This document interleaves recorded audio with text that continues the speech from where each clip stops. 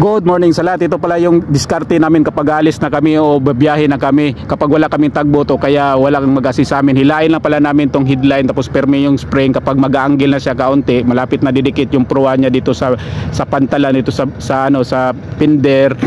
Area mo na tong lobby tapos atras ka.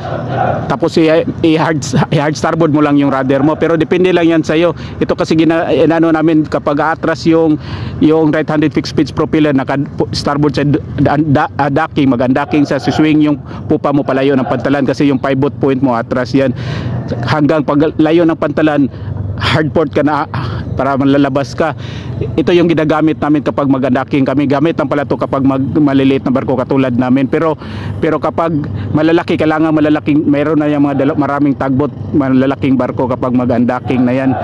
Pero yung sabi nila, yung kapag mag-undocking daw, pwede ba daw na magpermile yung spring line, kick ka lang ng ahead para suswing yung proa mo papuntang starboard, lalabas yung pupa. Nasubukan ko na yan mga sir, na mag-ahead ako kasi kaso lang iba yung barko na to, wala itong minimum na 2 knots 3 knots. Kapag minimum ahead, yung abante niya, yung pinaka minimum niya nito, yung dead slow niya nasa 8 to 9 knots, kaya para itong Ferrari mabilis umabante.